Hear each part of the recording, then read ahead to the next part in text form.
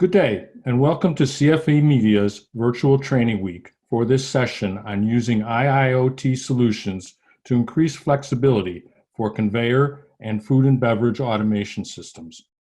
We'll be joined by Andrew Barco, Director of Automation Products and Solutions with Weidmuller. I'm Kevin Parker, an editor with CFE Media and Technology. Following our presentation, be sure and stay tuned for a live Q&A on Zoom that will begin at 10:45 a.m. Central Time.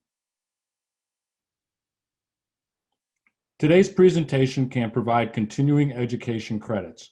CFE Media has met the standards and requirements of the Registered Continuing Education Program.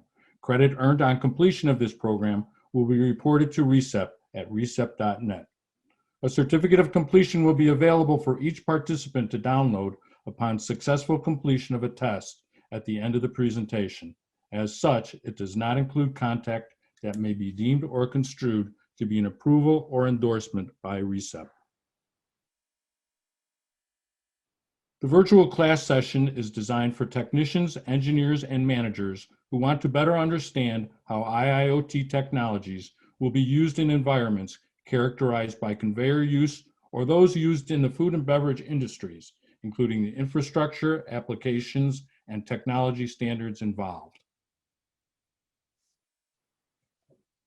The learning objectives include to learn how to improve process efficiency and uptime of a production or conveyor line while ensuring optimal product quality, to understand how to increase throughput and asset uptime with continuous intelligence, and how to have the means to maintain high customer expectations at the lowest operational expenses.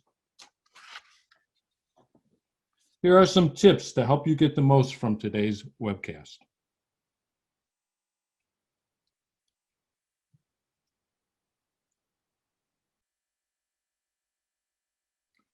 The exam will be posted on CFE Media websites with the on-demand version of this webcast.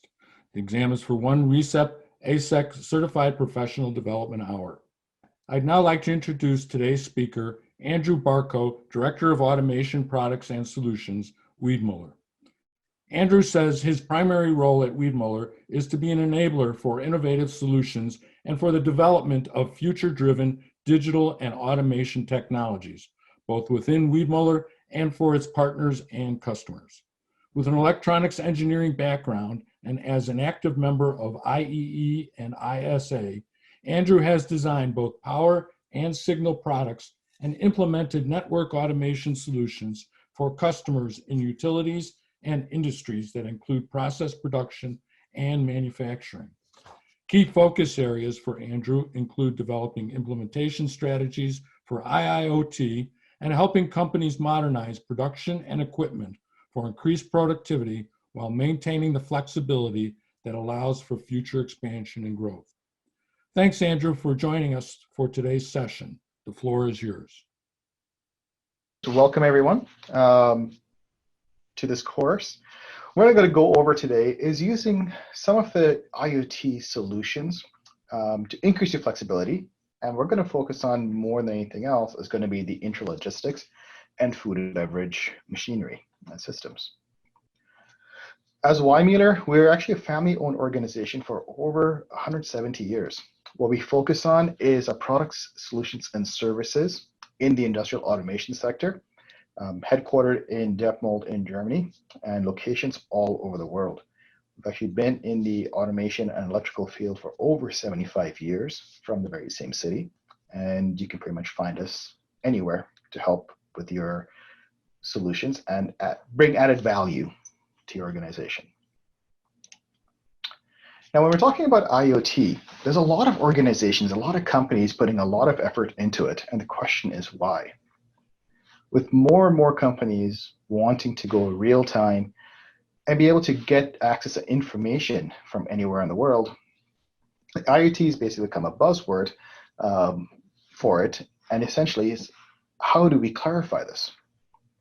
IoT initially first started for smart home automation and management of facilities, and freight and forwarding use it quite a bit, purely for asset management. The benefits of that were seen in the manufacturing industry, and they're taking that over into a more industrialized world with more hardened devices and giving companies the ability to see much more of their online production system, and also helps them do a lot more autonomous type systems or autonomous data-driven production. And that's where you see a lot of manufacturers like us put more and more effort into it. One of the best quotes to talk about manufacturing and the ease of manufacturing is actually Abraham Lincoln, where he said the best way to predict the future is to create it. And predicting the future is relatively hard, but what we can do is put in enough intelligence or AI into a system where we can accurately predict or give the best case possibility of what the system is going to be or what the end product will be with the least amount of interruptions and the most amount of available data. What are some of the benefits of IoT? A lot of customers or a lot of organizations will start with purely remote access systems. Right? So basically, you have a system out in the field and you want to be able to remotely access it and bring information in or view it. That's how a lot of people start.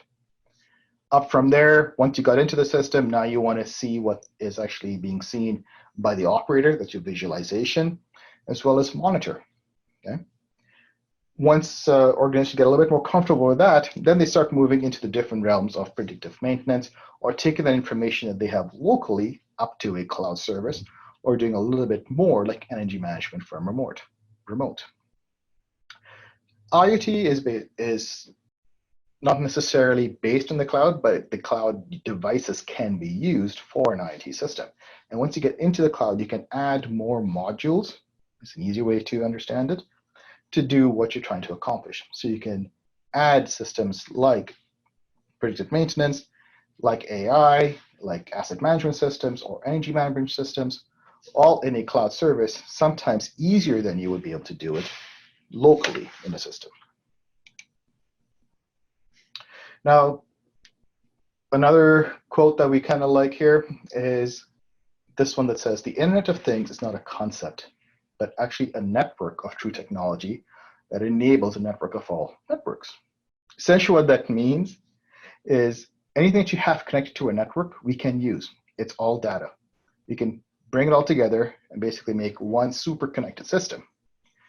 But what are the four basic systems or four basic areas for any IoT system? Number one, it always starts with data acquisition. I got the data, and what do I need to get it in? Number two is, now that I've got the data, I need to do something with it. And that could be your PLCs, or it could be a remote I/O station, or something simple like that. Once you've processed it, it needs to communicate out. So that's where you get into your Ethernet switches or into routers and devices that actually do communication out from where you've processed it or done the logic. And then after that, we add in different modules to actually do something with that communication or with that data once you have it. So once you have it in the cloud or over even on the local server, we can add modules that we talked about before for analytics and for pure business logic that could be tied into the ERP system or into a data historians. Now, how do we tie it all together with the previous slide that we saw? So the data acquisition could be as simple as your sensors. So those devices actually taking your temperatures or your vibration or anything else, or even what's actually displayed onto your HMI and bring that forward. It's processed by the PLC or by the remote I/O station or by the SCADA system locally. But it also allows from that SCADA system to be able to connect to the rest of the plant, right? And that's where all of these systems start getting added on.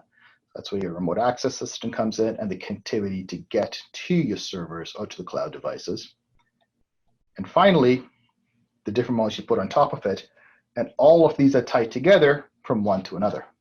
So basically the sensors are tied either directly into the communication network because you can avoid the pre-processing altogether, but they all live in the cloud service or in the local service, and you can add different modules onto each device from there.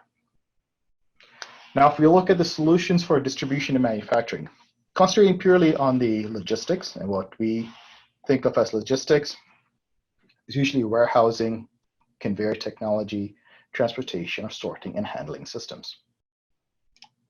Now, we do have a number of customers that actually do own and operate large distribution warehouses. And we kind of break it down to different sections to make it easier to understand and easier to adopt or to look at where to adopt different automation or IoT solutions. So if you look at the warehousing side of it alone, where we have automated shelving units or sliding shelves or even conveyor systems, okay? Number one where we started is condition monitoring. That's usually a nice little start point. So when we look at from here is we start with the sensors. Sensors don't necessarily have to be wired into an existing system. They can be put in after the fact, meaning if you've already got a motor or a drive, you can add these wireless sensors to it. And it could be in some instances, we actually do have these in hazardous area zones, so you can get sensors for that as well. They don't just necessarily have to be general purpose devices. And you can use these for detection of vibration, shock, temperature, pretty much anything on there. And one of the key things here is the communication out from there. If it's an add-on after the fact, you really don't want to run any wires. So that's where communication with Wi-Fi or Bluetooth, it's commonly called BLE, could be used. And one of the key points here is going to be look at the long battery life devices. Okay, the longer the battery is, the longer you can use it, and of course, less maintenance is required. Once you're done with the sensor, it's got to go somewhere. And that's where you can actually use remote I/O or PLCs or even a simple bus system like IO-Link to bring all this information through into a central location to make data simple and easier to get. A lot of remote I/O stations, again, already have built-in Wi-Fi systems, so you can actually look at the I/O devices or the web page, see what's going on in real time without ever having to open up the cabinet. With energy monitoring, we are seeing a lot more warehousing and just manufacturing in general moving towards seeing what the devices are actually doing. It is a very common system in Europe as well as in Asia because energy is so expensive. And you're seeing a lot more organizations within the Americas go towards here as well to basically come to a net zero type system. That's their goal. Go towards a net zero, meaning make sure the energy is being used as efficiently as possible. The systems are in phase, they're not out of phase, and have a system or a network available that they can remotely see what's going on and also make real-time changes if required, or take a line down or keep another line up. So basically they're looking for full transparency on everything. All of these devices basically come into what we talked about before as one of the four major steps as the data acquisition system. Basically taking your I/O from existing network or existing devices and then collecting that data. Now, once we get that data, we need to take it somewhere. And that's where an IIoT platform or a base comes in. So that's where you have your controllers that can take the data from your sensors or from energy monitors or even the remote I/O, do some decision making with it locally, and even take the same information and put it out to a cloud device if required. We said before, cloud or an IIoT system doesn't necessarily have to be a cloud-based device. It can be on a local server, especially when security is a big thing, but you have different options there. Up from there, once you have it in an area that you can take this all through, that's where you start adding industrial analytics and machine learning into it. These basically can be thought of as two different modules that can be used by organizations to interpret what data they have collected already from their machines. So with automated machine learning, basically you can pick and choose whichever model that you want and is the best fit for your system. It allows for the maximum flexibility and maximum independence as well. And that's usually the one that a lot of organizations will go with, especially if they don't want their data in the cloud or they want it done locally. The industrial analytics is another animal on top of the machine learning. So basically what you could do is use machine learning and analytics at the same time and have a twofold device or a twofold system. basically looking at what the history is from the data that you have and analyzing it and giving you a predictive model, and also being able to look at anomaly detection all the way in between and trying to analyze the anomalies, if they're good anomalies and if they're bad anomalies. If they're bad anomalies, how do we avoid those? If they're good anomalies, how do we replicate that? And that's where the analytics portion of it can come in. And to put it into the 4 forms again, number 3 will be your data communication, right? That's your IoT platform. Then you get into pre-processing. That's where your PLC and everything else can come into it.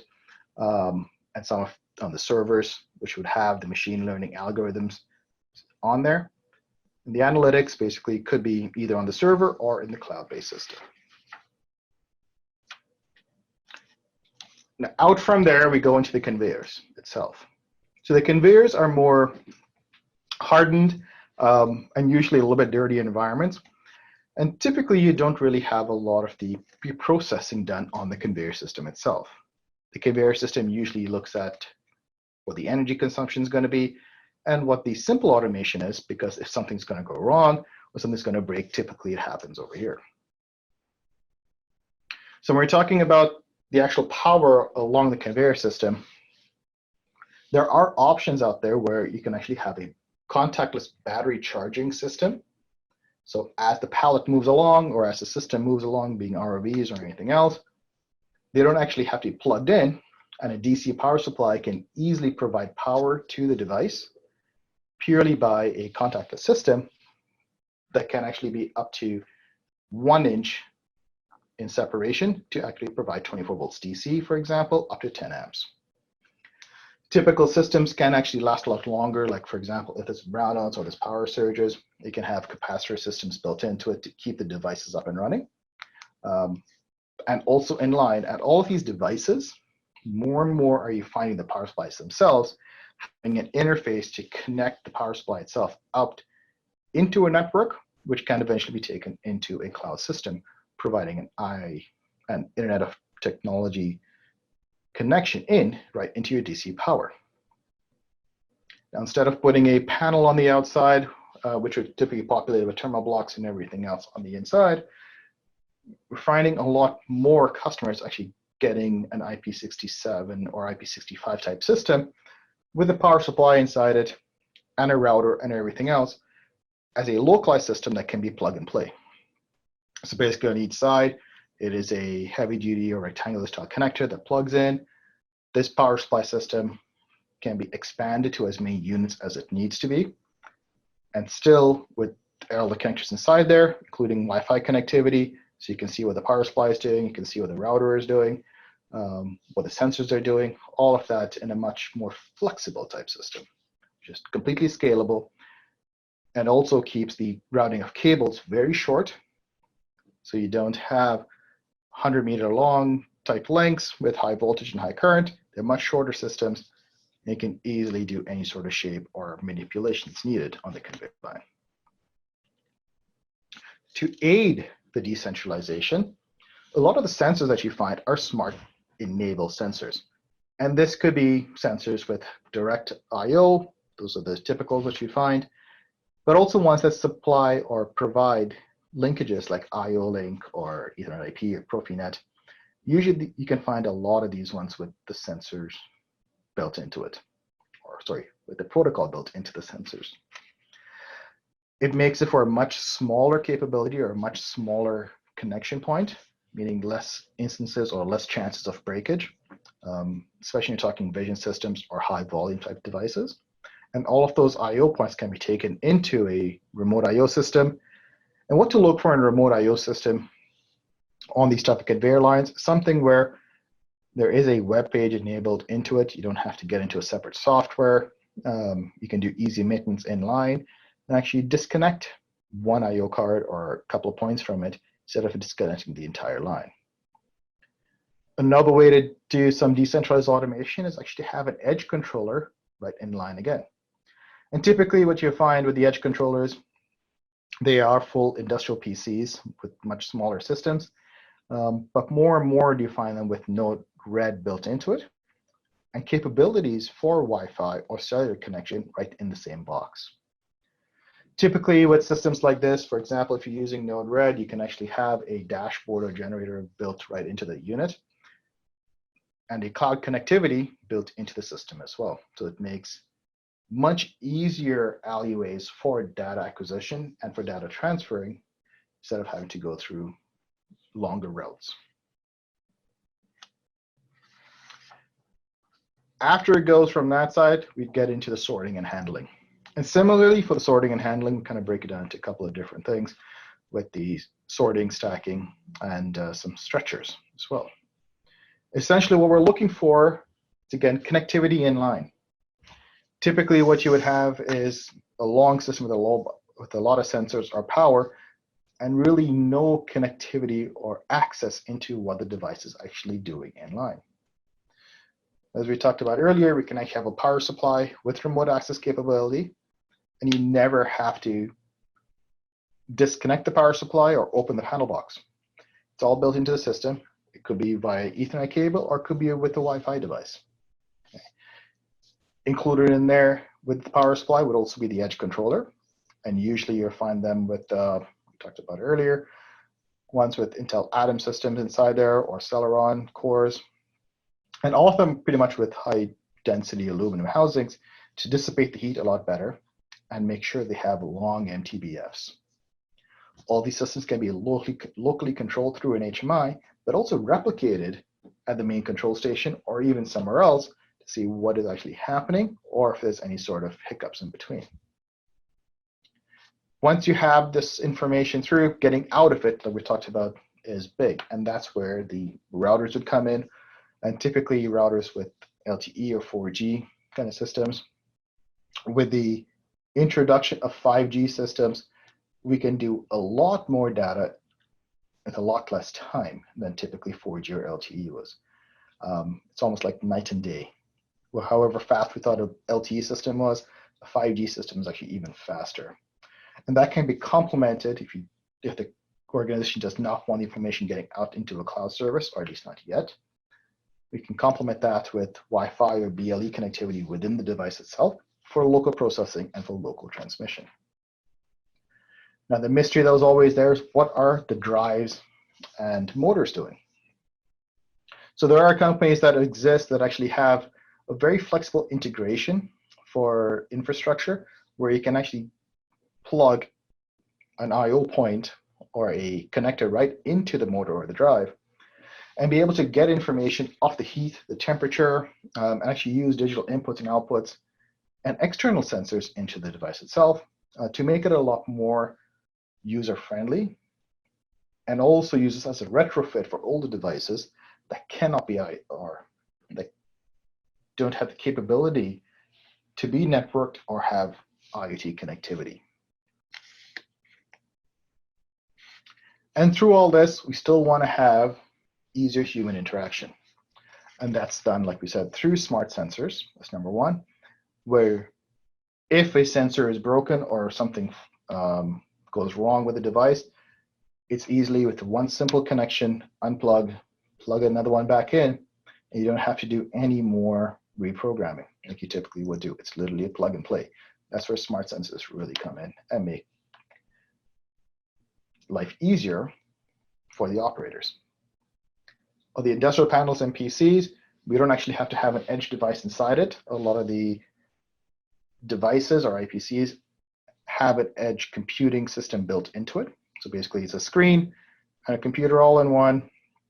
And the benefit of an industrial system versus ones that is used commercially is lifespan and the ability to withstand a lot more temperature, vibration, oil, and abuse that typically goes on in an industrial environment. Switching gears a little bit into the food and beverage solutions, it's almost the same type of system that you would typically find in a conveyor system that can also be used as a solution within the food and beverage and packaging side. So as we're talking through here, typically we look at what the mechanical processing is, so it needs some sort of human interaction in the mixing or in the preparation type systems. Then we get into the grading and the preservation And once it's preserved, you get into the packaging side, and then that goes into the interlogistics portion of it as well. So what we kind of break it down to is actually 3 zones. The first zone is usually the most hygienic zone and the hardest one to actually get into for a lot of sensors, a lot of industrial type systems, because that's actually got direct contact with food. Usually these areas have to have the highest chemical resistance, has to have precision controls when you're talking about mixing systems and the program itself and the PLCs. Everything has to be accurate with regards to pressure, gauges, and weighs. So typically what you put in here is stainless steel devices that includes the sensors, the boxes, and anything else. And real-time data processing and analytics, basically meaning that the device itself or the processor can react faster than any human could if they are watching what's actually going on. And that's done, again, through the sensors and through whatever data is available to us. In the zone 2, in the splash area, that's usually dealing with no direct contact, but there is open food available. Typically in those areas, we're looking for things that are resistant to chemicals, high-speed conveyors, especially when talking about bottling plants or food processing type systems. And that's where the temperature and timers come in very, very importantly. Usually what you would use here is a smart sensor that can be repeated. So you can have multiple points of data acquisition, as well as plug and play if something does go wrong. Unlike in zone 1, if something does go wrong in that area, typically you have to shut down the area. In zone 2, you can actually keep the area running and replace a single sensor without shutting down the entire line, because the fact that there are repeated areas or repeated points where the devices or the product can be filtered through.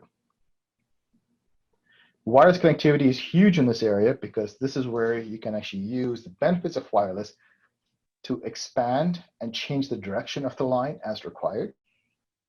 The only thing you would probably need, definitely need actually, is power. And that's where remote power type systems or local power systems would come in handy. But the connectivity and the data processing is already done still in one central area. It also makes it much cheaper and easier to expand a system if required. In zone 3, which is the non-food zone, basically this is after the packaging and also leads into the logistics area that we talked about earlier. Typically, any kind of standard machinery system can be used here. So pretty much anything that we talked about in the interlogistics portion can also be used in this zone. Part of the standard products in here would be wireless charging type systems, IP65 type power units, typical routers and everything else that just keep the system going, and it can be a much, much longer conveyor line from there. So when you're looking at other food and beverage and IoT solutions, what we actually want to do is create real data through the analytics or through the analysis. What the customer or the customer can do is basically look at risk management by measuring the quality of the products that are going in, by using data and vision recognition. All of these devices, all of this data can be run through the analytics algorithm and let the AI actually make decisions much faster than a typical quality check line would at the end of a system. So basically processing and quality check is done inline, and all that's needed at the end is a quick visual check to maintain human quality and make sure it's visually pleasing as opposed to anything else. We can also accurately predict and use volume forecasting for food production, meaning there's less wastage in the original ingredients as you're going through it. Because all these sensors are connected through the line, you can accurately predict what's happening, at which points they're going to clog up, if they are going to clog, and when they kind of need to be replaced. You can also have redundancy built into these devices. And as you're kind of doing it, predict when the device actually does need maintenance instead of planning it It's already done in line to keep up the actual uptime as long as possible. The other thing that actually goes on through the conveyor systems is temperature checking. So the temperature checking in line is pretty big, and you can actually maintain this as you're going through it through a cloud service or through an analytics to make sure there is as little loss of product as possible. Because as it's going on to a conveyor line, obviously the shorter the conveyor line, the less heat it does pick up and the less temperature change there is along the area. The wireless sensors are placed not just on the conveyor line, but also around the warehousing system and around the food packaging system itself to maintain a constant temperature, as well as to keep the quality of products maintained from start to finish. Now, when we get into the sensor line itself, there is a wide variety of sensors that are available. Sensors are available for nut breakage, whether it's a wireless sensor for vibration or for temperature or anything else. And also for a looseness detection, right? So if their devices are mounted right underneath the conveyor system, the looser that nut gets, the bolt gets, the more vibration is caused, which could cause some other devices or other failures. All these sensors add into the data collection, and they can also be retrofitted on existing motors and systems to give you much more visibility into a system. So by actually pulling in the data from all these devices, you can actually do a simple integration. You can take the devices or the information right from the motor or from the drive itself straight into your IoT device, and also do analytics right in line with the system itself. Some of the typical devices or typical readings that are done from typical IoT uses in a motor system would be things that are like overheating, temperature reading, bearing failure, if there's overload or underload some systems, burnt windings. All of these can be monitored, not only for a new pump, because a lot of new pumps or new motors will actually come with capabilities for this, but also for retrofits, which is very important, especially if you're trying to expand your line and go into a new system. Overload voltages do cause havoc in motors. They decrease the lifespan and can be pretty dangerous if it happens over and over again. So a typical system when you're retrofitting a pump or a motor, what you can actually do is take the motor, and with a simple add-on, you would actually just have a pure Ethernet cable come out into a system that has the pre-processing and data built into it. So it's literally just a plug-in. Out from there, that's connected into a device that does the communication and also the data pre-processing as a second stage. So that's where you would have your PLC or your remote I/O and also your power line, typically over here. Along with that, a lot of those pre-processing devices or systems have a 3G connection or an LTE connection, or even a 5G connection if it's a brand new system.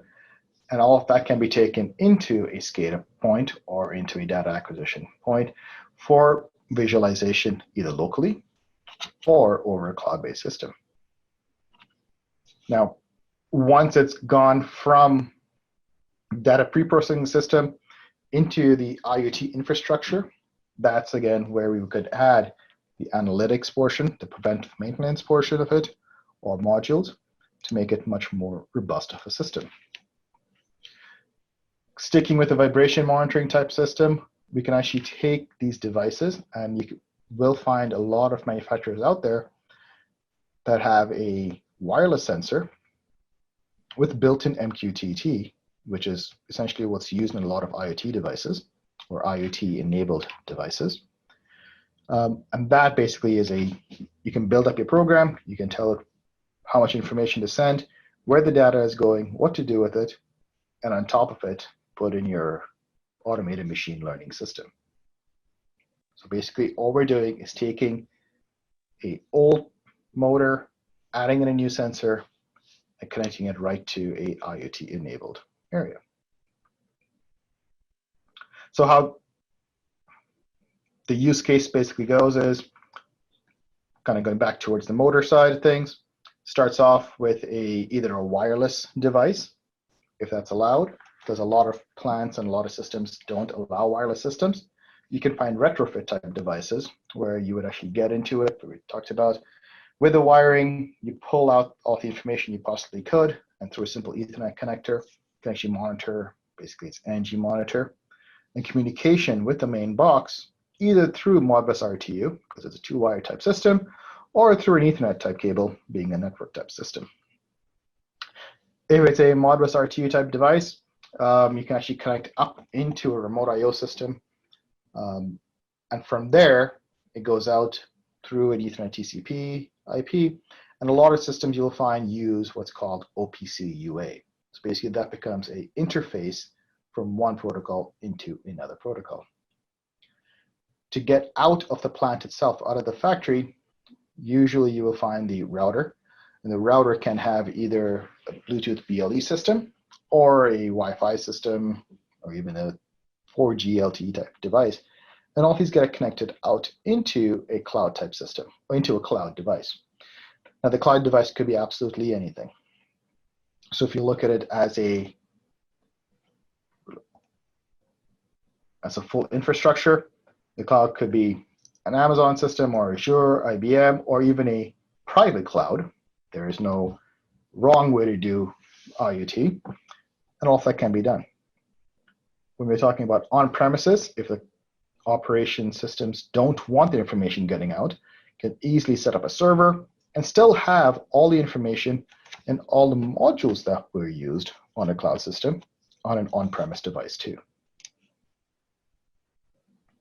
Now, when we're talking about smart manufacturing, there's a few hotspots or buzzwords that get used up, and standardization is always one of those big units. So standardization basically means the more you can repeat something, the easier it becomes to implement as well as to maintain. It aids for dynamic manufacturing, and as we do dynamic manufacturing, self-governance basically means more predictive maintenance and more AI to allow the devices and the systems to move on and take care of anomalies or potential problems faster before they develop than any human could after they develop. So to kind of look at the different areas and what hotspots to look for when you're talking about interlogistics, so basically the conveyor system in general, what you need to look for is sensors that can handle data, process it, and do diagnostics on site. Most sensors can actually have multiple LEDs or just blinking LEDs as well that can tell you exactly what it's going through with a selected pattern. Use specific sensors for what you're looking for, basically. Any condition monitoring or manual handling, the more robust the sensor it is, the longer lifespan you're going to get.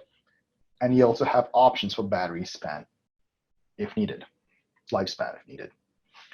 Communication data protocols will give a lot more transparency on the sensors, on the drives, and on the motors.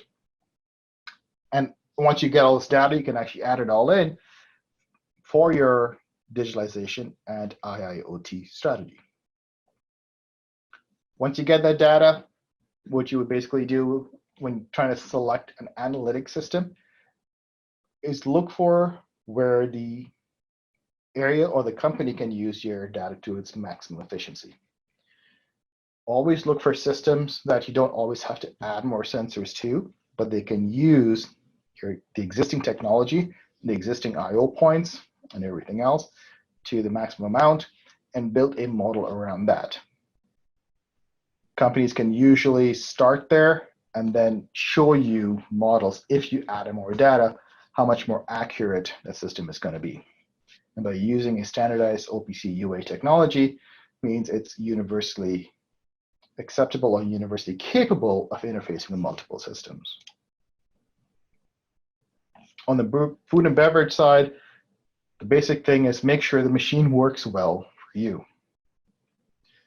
If you don't need online recording and you don't need data going into the cloud, don't use it. Make sure that there is capability for whatever system you choose to have local storage, local data processing, local analytics, local machine learning, and be able to do that.